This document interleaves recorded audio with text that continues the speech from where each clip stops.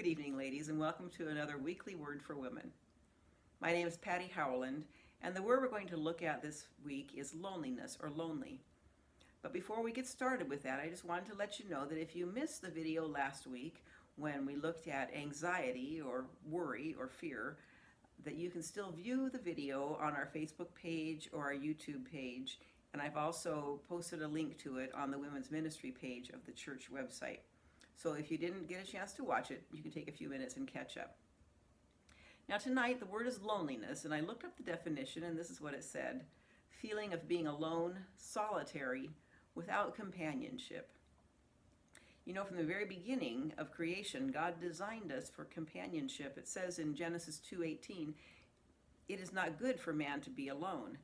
And yes, this was referring to Adam, and God created Eve to be his companion, but it also points out the need for humans to have companionship, that God created us to be in community with one another.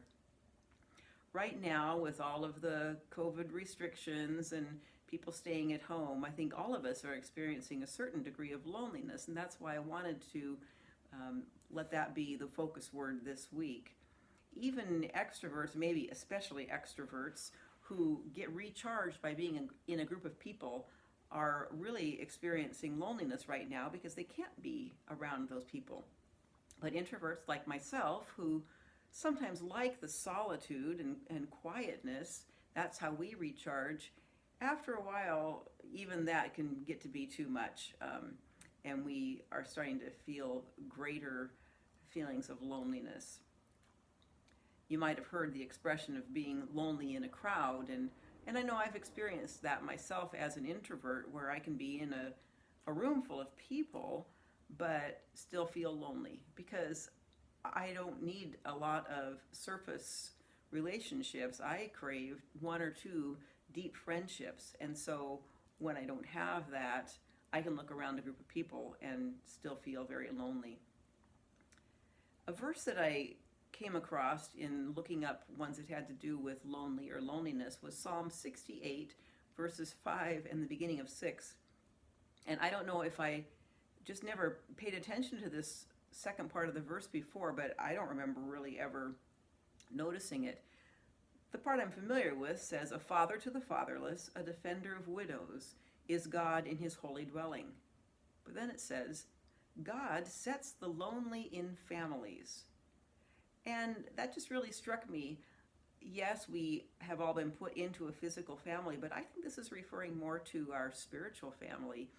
And it's how God sets us into a community of believers, of other people of the family of God, so that we don't have to be lonely.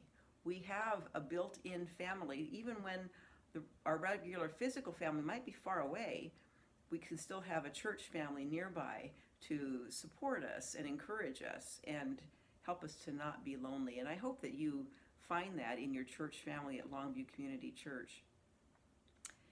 I'm going to suggest a few practical things to do to help with loneliness, but before that, I just wanted to remind you that remember, when you are feeling lonely, that you truly are never alone. There's a verse in Deuteronomy 31:6 and also in Joshua 1:8, because they're both talking kind of about the same time when Joshua was getting ready to lead the Israelite people into the promised land. Moses wasn't going to be allowed to go, and so he was instructing Joshua, and this is what he told Joshua: "Be strong and courageous. Do not be afraid or terrified because of them, for the Lord your God goes with you. He will never leave you nor forsake you." And while that was specifically addressed to Joshua, I think we can all take comfort in the idea that God will never leave us or forsake us. No matter how lonely we're feeling, when no one else is alone, God is always there. And remember that.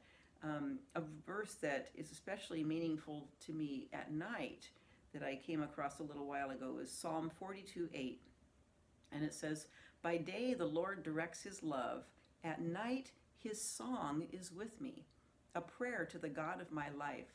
And I just love that. And I don't know if it's because I'm a musician and I relate to the part about his song being with me at night, but in actuality, sometimes when I'm lying awake at night and I can't sleep and I just have this feeling of aloneness, I think about some of the words and the music to worship songs and let them run through my head, and they just remind me of God's presence, and that's comforting to me and helps me in the middle of the night.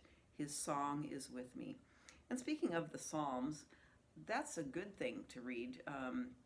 In many situations, David was so good at expressing his emotions, and we can read the Psalms and just use those as prayers to God. Let David's words speak your feelings, and there's a lot in there about when he was feeling anxious or fearful, when he was feeling lonely or sad or angry, or there's all kinds of emotions in the Psalms. And so that's a good suggestion, to turn to the Psalms when you're feeling lonely, just to be reminded of God's presence in your life. Some practical things that you might want to consider. One that I mentioned last week when we were talking about anxiety is starting to become more others focused and less self focused. When you take time to think about how you can meet others' needs, then that helps to connect you with them, whether it's directly or indirectly. So think about, what could you do to reach out to others? Can you make phone calls or send cards or emails? Can you connect with them via Zoom? And, if you don't know how to set up a Zoom account so that you can meet with someone, let me know. I'd be glad to help you with that. You can talk to someone for up to 40 minutes for free. You can see them while you're talking to them, and it's really a great way to connect with them. It's almost as good as being there in person, not quite the same, but it really is very encouraging. So let me know if you need some help getting that set up, and I'd be glad to help you. If you do crafts like knitting or crocheting, right now with the winter cold coming up, you might want to think about knitting or crocheting some scarves or hats to donate to the homeless. Or maybe you like to bake and you saw a little notice in the newsletter recently about how Paul could use some Christmas cookies to take out to the homeless camp. Maybe you've been wanting to do some Christmas baking, but with no guests coming around, you didn't want to have a whole bunch of cookies around. Well, here's a goal that you can bake some cookies and still be able to give them away and bring some happiness to someone else. So that's something you might want to consider doing. Another thing is to actively cultivate building friendships and initiating conversations. And I know for introverts this is especially difficult, but you just need to push yourself sometimes to take some steps. And Proverbs 18:24 in the King James translation says, "A man that hath friends must show himself friendly. There's a friend that sticketh closer than a brother." And maybe you heard in junior high the saying about, in order to be a friend, or in order to have a friend, you need to be a friend. And the idea is that you can't just sit around and wait for somebody else to come to you. If you want to have a friend, you step forward and offer to become their friend. I know this is especially hard for introverts to do, but sometimes we just need to get out of ourselves. And a few things that I've done recently, there was someone who has been an acquaintance that I've been wanting to get to know better, and so I asked if she'd be interested in going for a walk with me on my lunch break once a week. And so now she stops by and we go for about a half-hour walk around the lake, and we talk and share, and we're getting to know each other a little bit better and getting some exercise at the same time. Another thing is there was someone else that I've been wanting to get to know, and so I just called her up one day and said, "Hey, is there some chance we could get together for lunch? I'd just like to spend some time with you and get to know you more." And I know right now with the limitations being a little stricter, it's kind of hard to do that, but maybe you could get a meal to go, and on a somewhat nice day, go find a bench in the park that you can sit at either end of and talk to each other, or meet for coffee or walk around the lake or whatever. There are ways that you can connect with people.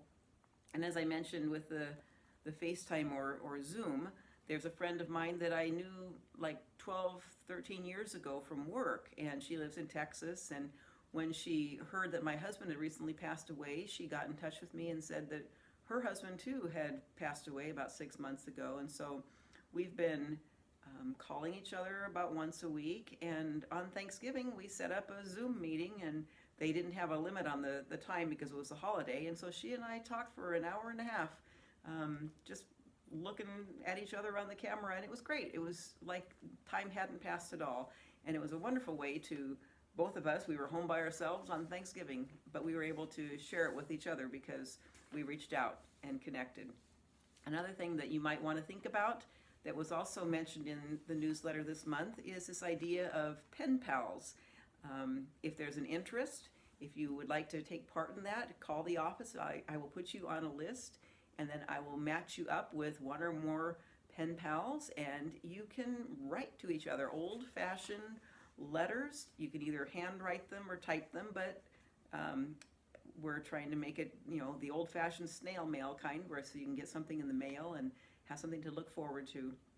And that might just be a fun way to connect with somebody new and get to know them better and make a new friend. Something else you might want to try is just finding people with shared interests, such as a Facebook group or an online forum.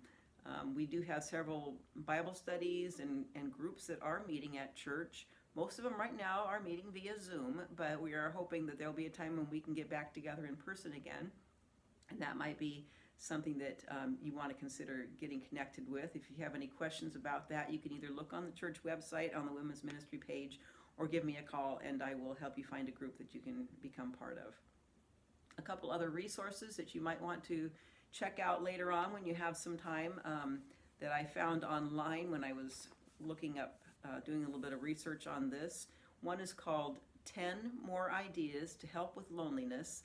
It's a blog on a website called psychcentral.com, P-S-Y-C-H central.com. And then the other is an article titled How to Cope with Loneliness During the Coronavirus Pandemic. And that's on a website called verywellmind.com. That's all 3 words without any spaces between them, verywellmind.com. And again, as I mentioned last week, when we're talking about some of these emotions that are really difficult and hard to deal with, especially during the pandemic, if you're really struggling with loneliness and maybe it's leading into depression, please reach out and let someone know. We do have a lay counseling program at our church where we offer free counseling to people, and if that's something that you think might be beneficial to you, call the church office and I will put you in contact with them and they can answer all of your questions and maybe get you lined up with a counselor to speak with. So if you have any suggestions or comments on tonight's video, please feel free to leave them in the comments section. Also, if you have a word that you would like to have me take a look at in weeks to come, please mention that and I will give that some consideration too. So I hope you found something tonight that was helpful. Until next week, God bless you and have a good evening.